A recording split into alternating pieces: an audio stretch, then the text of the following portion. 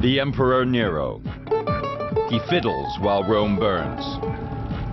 Tortures the Christians. He has them dressed up in wild animal skins and torn apart limb from limb by wild dogs. Then he turns them into human torches. He kills his wives and squanders money like an oil sheik. He's bankrupted the empire, he's sacked all the temples, and he's murdered most of the ruling elite. Using historical accounts from Roman times, it's possible to uncover the truth behind these stories. Investigators will put Nero's life under the microscope with a range of scientific tests, revealing his sadistic methods of torture and how he pulled off one of history's biggest financial scams, and the part he played in the killing of his wife, his second wife, and his mother. 59 AD, 5 years into his reign, the Emperor Nero, 25 years old, makes a momentous decision, even for him. He's going to kill his mother. The reviled Agrippina is the only person standing between him and absolute power. He can't just kill her in cold blood.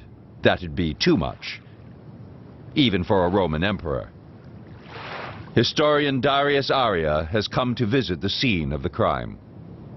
He has to remain above suspicion. The sources say he makes it look like an accident.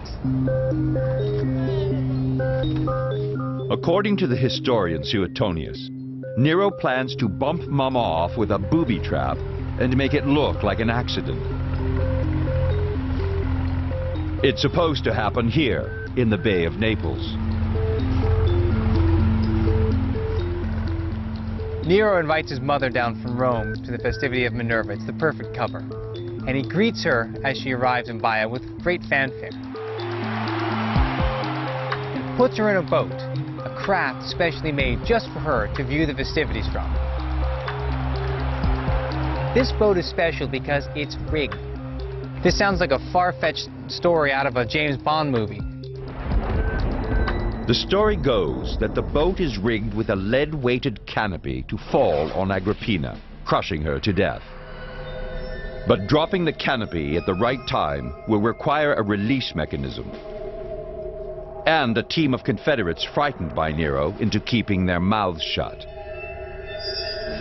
Could Nero, even with expert help, have pulled it off? Engineer Paul Swayze and historian Robert Mason are planning to find out whether contemporary Roman technology could actually have produced a contraption like this. So this would be a good facsimile for a royal barge of Nero's period. The whole aspect of Roman society was about hierarchy, and the most important place in the hierarchy was in the bench, where you recline like this. And above her head would be this lovely canopy. So all it needs to do is fall on her head, and it's all over. And this is the scene of the crime, right here. Using the mast as an anchor point, a lead-weighted canopy could be raised directly over Agrippina's head. The only issue would be how you trigger off the weight. The Romans were skilled metal workers, known to fashion release systems like this. Here's my mass hanging off the bottom loop.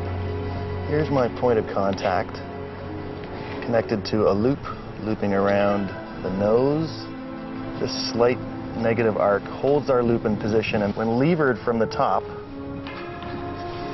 a child could release thousands of pounds that way. What you've basically drawn is quite a widespread Roman way of releasing a siege engine. Ah, yes. So, excellent. So let's do it. Let's do it. I'm in.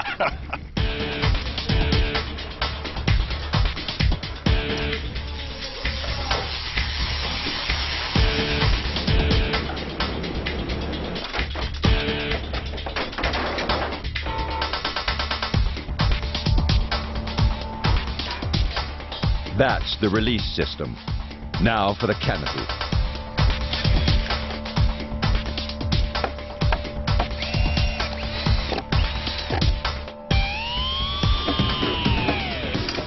Okay, well, here's our pulley. And the next thing we have to do is connect our trigger here. That just barely fits through there, doesn't it? Perfect. Give it a little bit of weight, set it, and that should hold it in place nicely. I think it'll work. Historians say Agrippina lies under the booby-trapped canopy on a Roman couch. So here we have an imperial couch for an imperial lady to recline upon. Let's see what we can do to poor Agrippina. Sandbags simulate the lead weights used by Nero's accomplices. The Romans used elaborate pulley systems, enabling one man to raise heavy loads.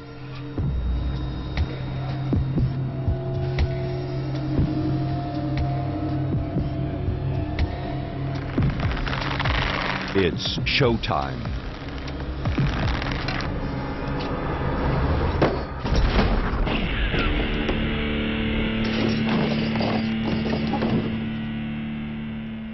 The historians say Agrippina survives with only a shoulder injury, confirmed by this demonstration.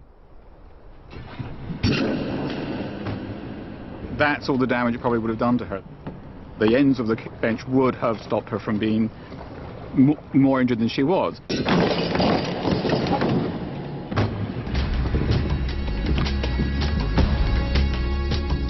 According to the historian Tacitus, the injured Agrippina swims ashore and flees to the safety of her villa. Tacitus says she puts two and two together and knows Nero is behind the attempt on her life. But she decides to try and defuse the situation by sending Nero a message that she believes the collapsing boat was nothing more than an accident. Nero's waiting in a villa not unlike this. When Agrippina's messenger rushes in and says that there's been an accident, Nero has to react quickly. Here the sources attribute to Nero a quick intelligence. He takes a sword, throws it at the feet of the messenger that's been sent by Agrippina, and says that Agrippina has sent the messenger to kill him. Nero has the excuse he's been looking for, an attempted assassination by his mother. Anything he now does will be taken as an act of self-defense. It's a brilliant move. He goes from being the villain to the victim.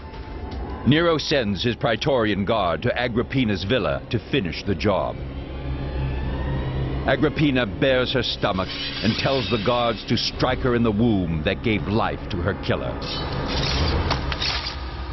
They do, and she dies.